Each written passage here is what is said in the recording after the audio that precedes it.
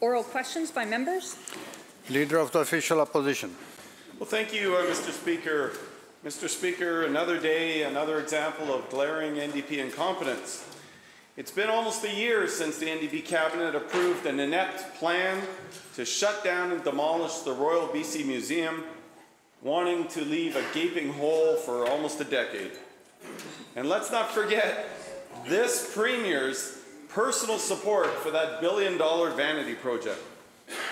In fact, when asked about it, he doubled down, had his office tell the media, and I quote, "He agrees with the project as well as the proposal and business case," end of quote.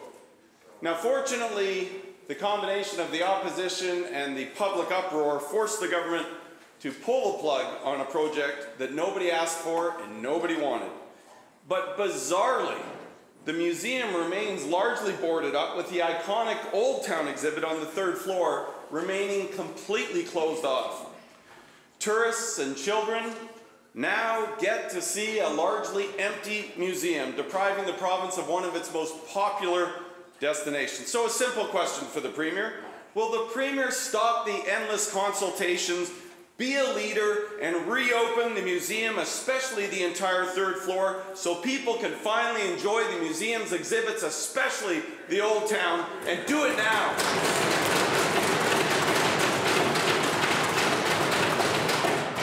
Minister of Citizen Services. Thank you, Speaker. And I want to thank the Leader of the Opposition for the question, because it's a really great chance to talk about the Royal BC Museum, which is truly special to all of us here in the House and to all British Columbians. We know how important... Members.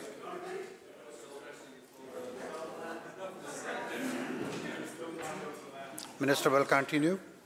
Thank you, Chair. We know how important this museum is to people and the ties that they have to it over the years. We know how popular the 3rd floor exhibits have been to people, and also how problematic it has been to others, which is why the museum is undertaking extensive consultation as we speak. But we also know that there's an opportunity to use what's there, modernize it, and highlight the real history of British Columbia, to tell all the stories. I know the Minister has spoken with the chair of the museum, the CEO of the museum, made it very clear her interest in having the 3rd floor open to the public with an updated story of British Columbia.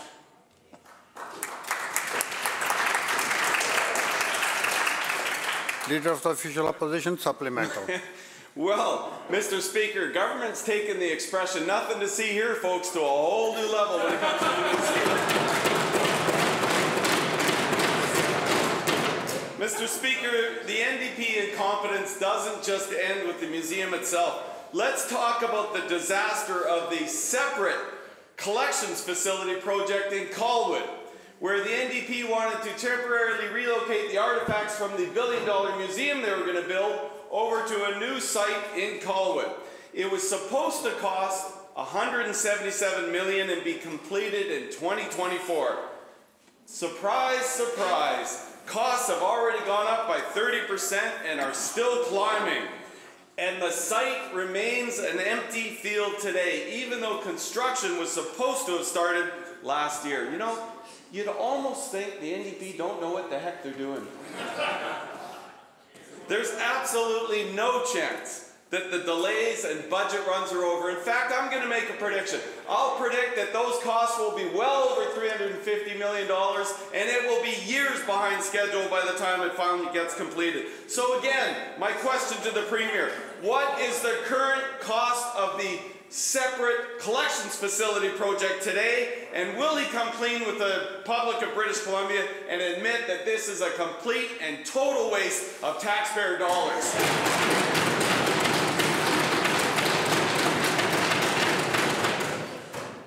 Minister. Hi, thank you, Chair. So we have over 7 million artifacts at the Royal BC Museum. This is our shared collective history of all of British Columbia, and there's global history as well. We have the largest collection of Emily cars. We have dinosaurs. We have antiquities from all across the world. 7 million pieces that currently many of them are sitting below sea level and at risk, which is why our government made the commitment to build the collections and research building, to have a safe, modern, accessible space for researchers, for people to view these collections and engage with these treasures that we have. We're going to continue that work, Honourable Speaker, and we're very proud of that.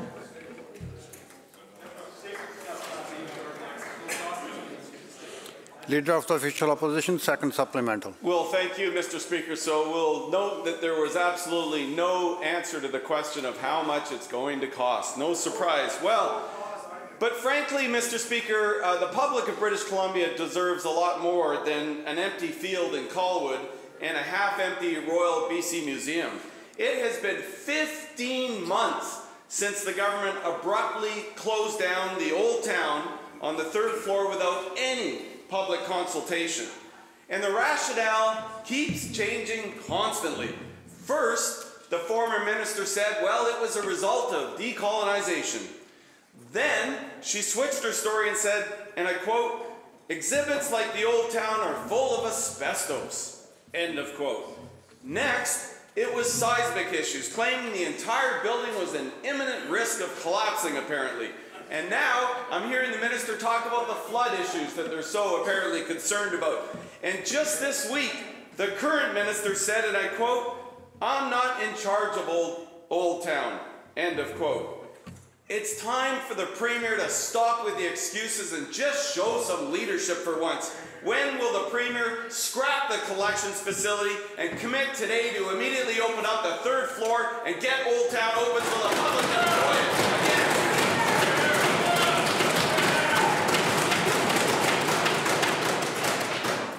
Minister. Thank you, Speaker. Well, it's only the BC Liberals who would think scrapping a protected collection and research building and leaving the Douglas Treaty at risk is a good idea.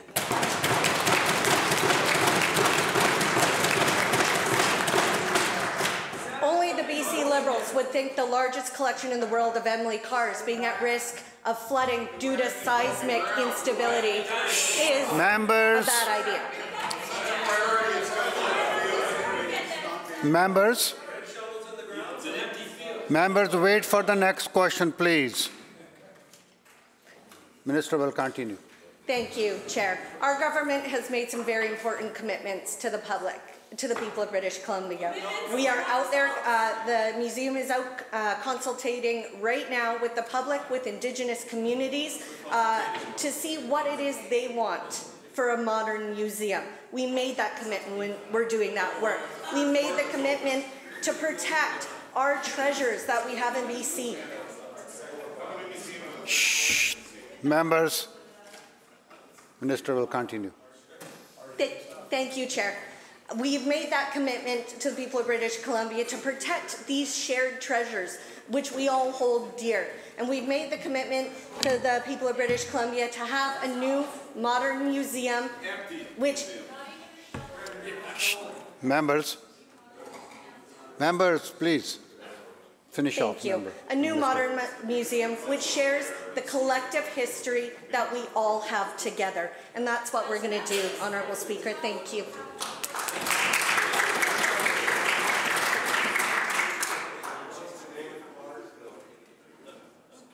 Member for Skeena. Mr. Speaker, the Royal BC Museum does hold some treasure artifacts on behalf of all British Columbians. So it only stands to reason it deserves more than 15 months of incompetence. Exactly. It deserves more. I mean, none of this makes any sense. I mean, pick an excuse that you've disclosed over the last 15 months and run with it. Pick just one.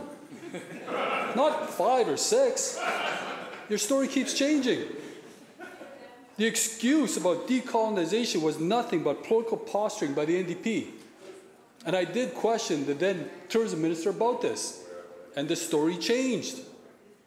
They claimed it was being closed for decolonization. And then the story became about asbestos. Let's blame it on asbestos. And then, now we have the Minister of Tourism claiming that it was never torn down in the first place. And now it's about flooding. All this started with $1 billion museum that nobody wanted, nobody asked for. And then the BC government had to pull it back. The truth is that the third floor of the Royal BC Museum remains shut down, and nobody knows if or when it's going to open. So, a simple question to the Premier. Will he give us a straight answer? Is the third floor of the museum going to reopen or not? And if so, when?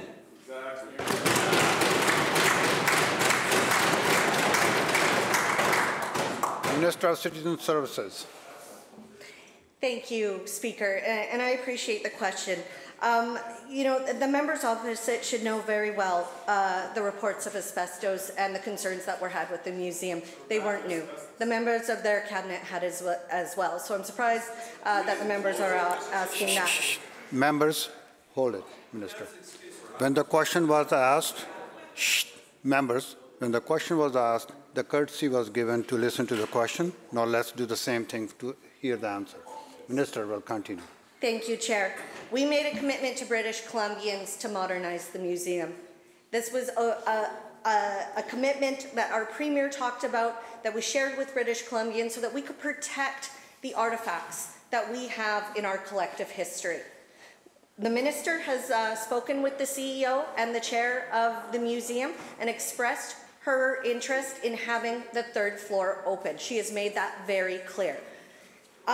We are not in charge of operations of the museum. Obviously, the Chair and the CEO will make these decisions. We have made our position clear, and we will continue to work with them so that we can find a way to open the third floor and share our collective history in a way that shares all of our stories. Thank you.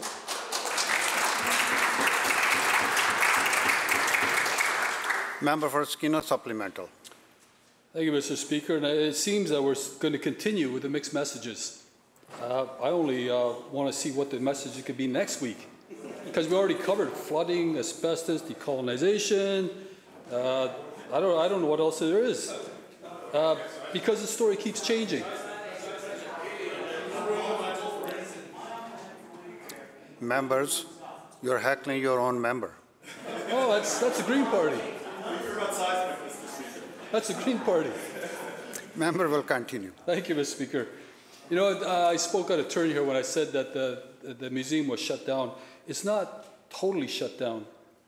The minister is offering private tours of the third floor and claiming that Old Town remains intact. So it's closed to the public, but it's not closed to everybody. This is ridiculous. This is absolutely ridiculous. After 15 months, after the public said they don't want a $1 billion refit, they just want the museum to be open for the public. That's what the public wants. So either the third floor is unsafe, or the asbestos risks were overblown because people are actually viewing it with private tours, or there's going to be a flood happening. What is it? So again, to the Premier, is the third floor still intact or not? And most importantly, when will it reopen?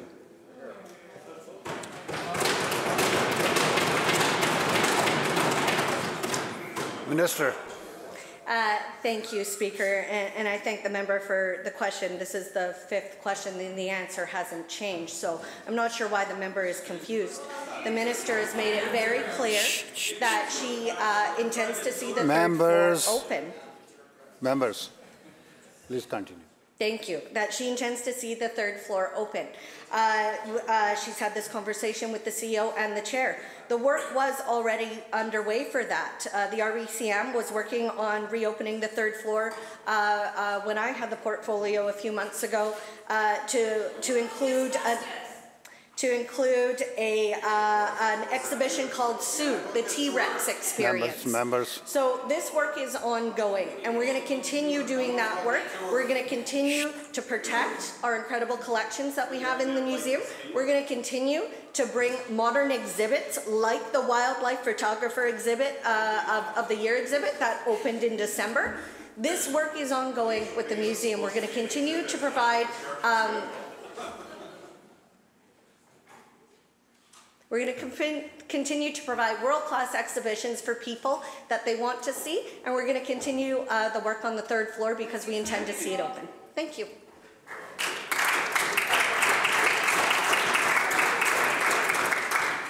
House Leader, third party.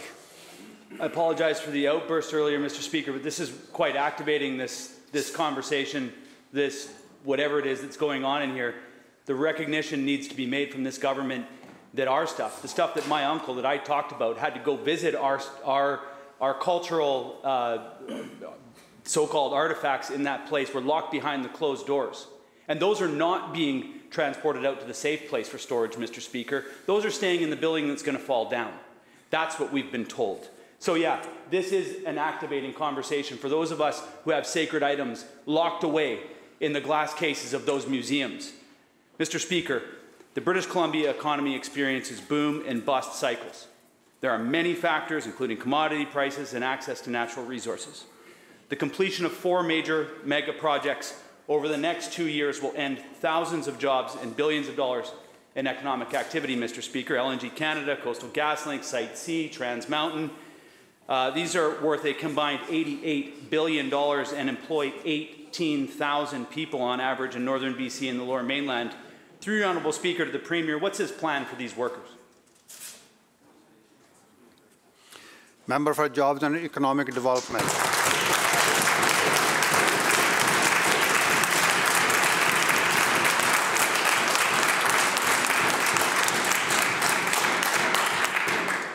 Thank you very much, Mr. Speaker, and thank you to the member opposite for the question. We know how important it is to keep people working. We've seen significant impacts as mills curtail, for example, and to the member's example as well. That's why we've created the $90 million Jobs Manufacturing Fund, Mr. Speaker. It's one example of the work that we're doing to ensure economic diversity in our province. It's so important that people can find well-paying jobs wherever they live in the province, Mr. Speaker. It's important to us. We're doing that work, and we'll continue.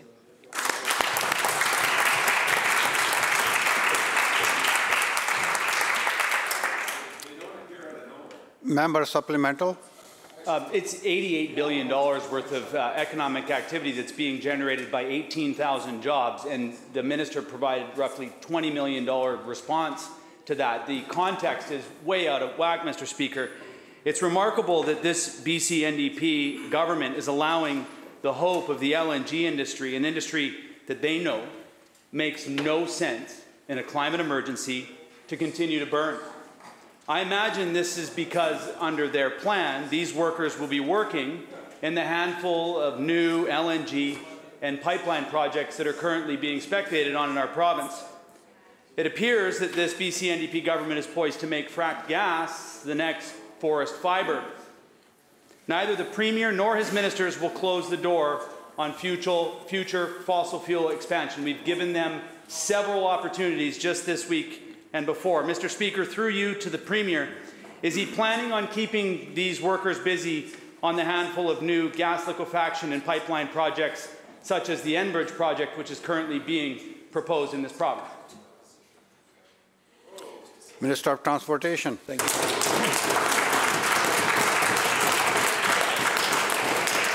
Thank you very much, Mr. Speaker, and I appreciate the member's question.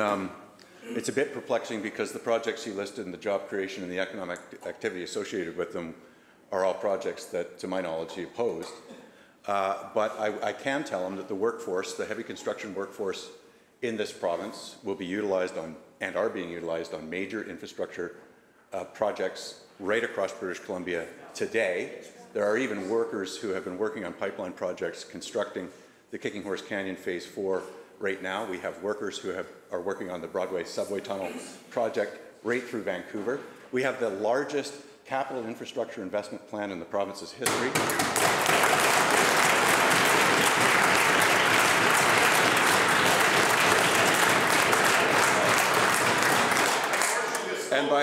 And by investing in the skills of workers in this province, Mr. Speaker, we are creating the capacity to do even more infrastructure projects that will develop a modern economy in the province of British Columbia.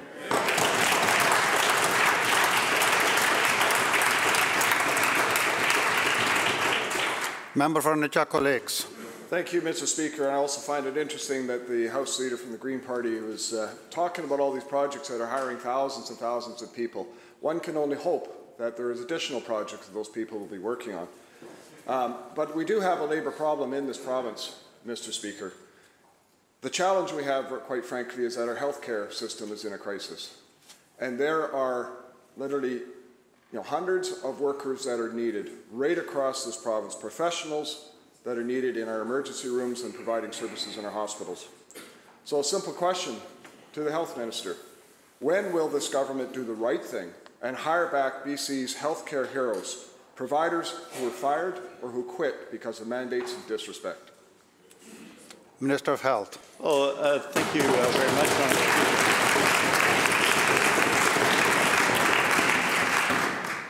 Honourable Speaker. As the member will know, there are 38,000 more people working in our healthcare system today than there were when I became Minister of Health. He'll know, Honourable Speaker, that we have a Health Human Resources plan with 70 actions that are dealing with recruitment, they're dealing with pathways for internationally educated doctors and nurses, they're increasing the number of spaces, they're creating new medical schools, Honourable Speaker. These are the actions required as we need to continue to build out our healthcare system to meet existing demand. We are working with those who work in healthcare, such as doctors, who approved our most recent master agreement by 94%, resident doctors, who approved by 98%, ambulance paramedics, who endorsed this plan by 96% working together. With respect to Honourable Speaker, with respect, Honourable Speaker, to COVID-19 requirements, the people who are treated, for example, in our acute care hospitals in BC are by definition the most vulnerable people in the province. There are 10,000 of them in acute care hospitals today, as we speak today, about 10,004. And they are, as everybody knows, after 3 years of this pandemic in a couple of weeks, Honourable Speaker, the most vulnerable to COVID-19 and its negative effects. It's why British Columbia and the Provincial Health Officer acted, Honourable Speaker, to ensure that those who work in our public health care system are vaccinated. And we will continue to do that. The issue, Honourable Speaker, is not mandates, it's COVID-19. The issue is the safety of patients and staff, and we will continue to act on that and continue to see these decisions made by the Provincial Health Officer and not by politicians.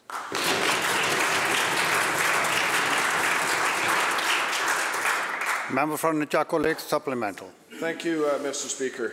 What I find interesting is every other province in this country has done the right thing and removed the mandates. And they've removed the mandates, Mr. Speaker, because they know they need the healthcare professionals in the system. And it's great that the Health Minister is talking about all these improvements to a system, but the priority should be patients, not a system. The priority needs to be to make sure that we get the professionals we need to be able to provide those services for patients.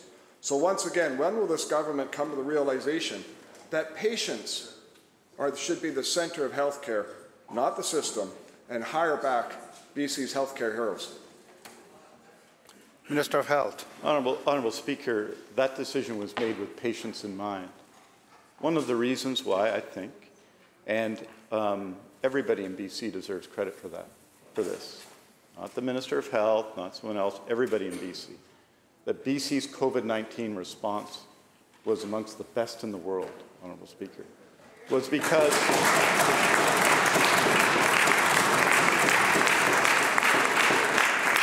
we acted, Honourable Speaker, with unprecedented speed to support patients and healthcare workers. It is patients in our hospitals, Honourable Speaker, and I can tell you from personal experience, Honourable Speaker, of our family, how vulnerable patients are in long-term care, residents are in long-term care, how vulnerable patients are in acute care hospitals. And to take actions when people are at their most vulnerable, then they're being treated for cancer and heart disease and other questions, to take actions to protect them from the effects of a pandemic that has affected the entire world and killed people in the thousands in BC, in the millions across the world, Honourable Speaker. To take action, yes, BC was the only province in Canada to take this action. Yes, BC led the way, and we're going to continue to do so.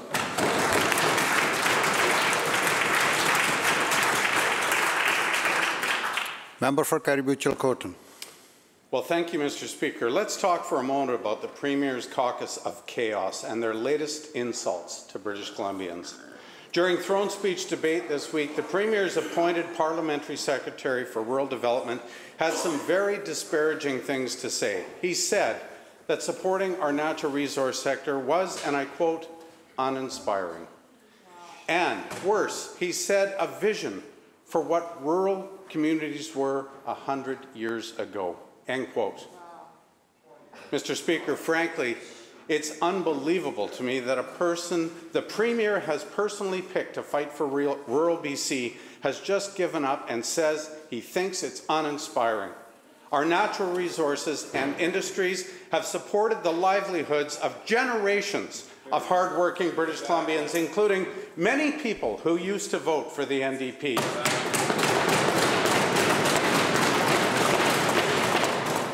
Mr. Speaker, whether it's forestry, natural gas, mining, hydro, ranching, you name it, you just don't seem to care.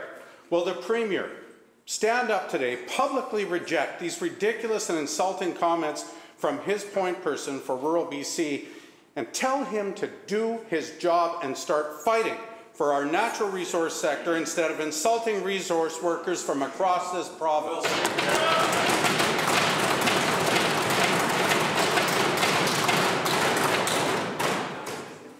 Government House Leader.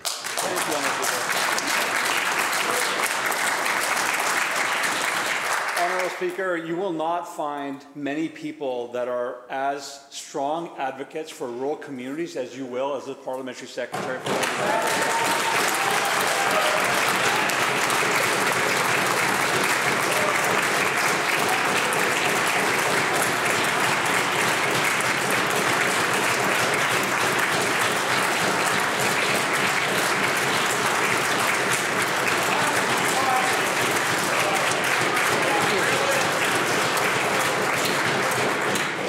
Honourable Speaker.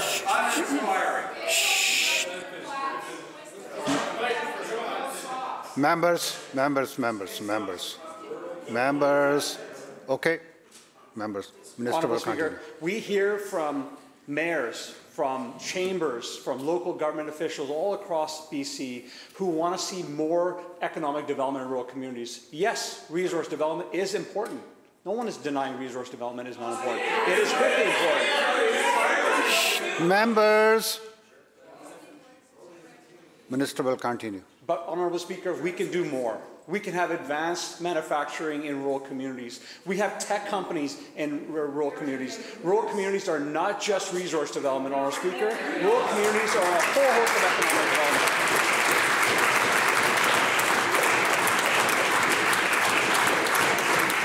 Honourable Speaker, perhaps it's the narrow definition of what economic development in rural communities is from this member is the problem. So, Honourable Speaker, we're going to continue to make investments to diversify our economy, to diversify economic development opportunities to rural communities. We believe rural economies can be more than just resource development. They can be a whole host of initiatives. We've announced many things. We're going to announce many more, Honourable Speaker.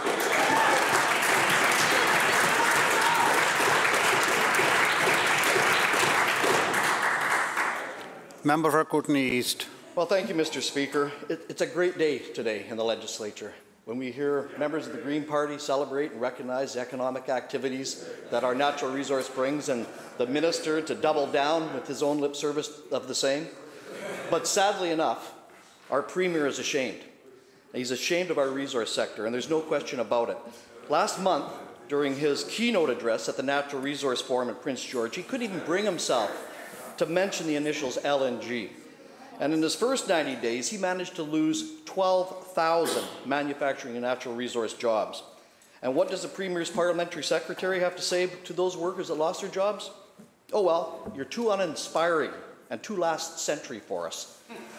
Newsflash to the Premier, these are not sunset industries. Why on earth should any worker in forestry, mining, or natural gas trust a Premier who is ashamed of the work they do to pay the bills in this province?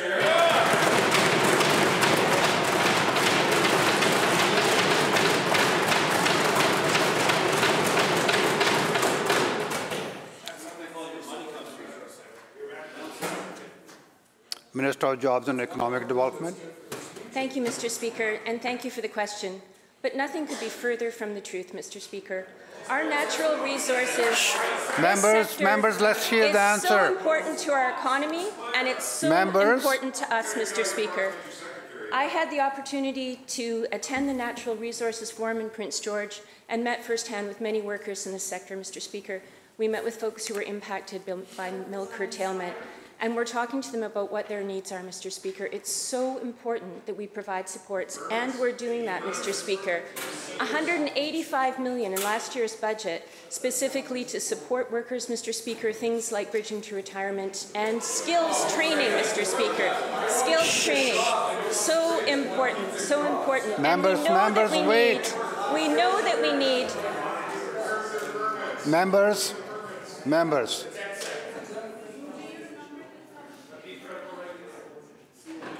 Minister will conclude. We know that we need to ensure that there are well-paying jobs in these communities, Mr. Speaker, and we're doing that work in a number of different ways. The Jobs Manufacturing Plan is one example, the $90 million. But I want to tell you what is inspiring, Mr. Speaker. What is inspiring is the work of my colleague, the Parliamentary Secretary, who created the REDIP program. The REDIP program was a result of... Members. Members. Members. Enough. Minister, please conclude. Thank you, Mr. Speaker. My colleague, the Parliamentary Secretary on this file, worked very closely with rural communities to create the REDIP program, Mr. Speaker. It's an excellent program, funded at $35 million. He met with people throughout the regions to design this program. It's been well overprescribed, and I'm hearing from staff that the applications are excellent, Mr. Speaker. He does great work. I'm very proud to call him a colleague.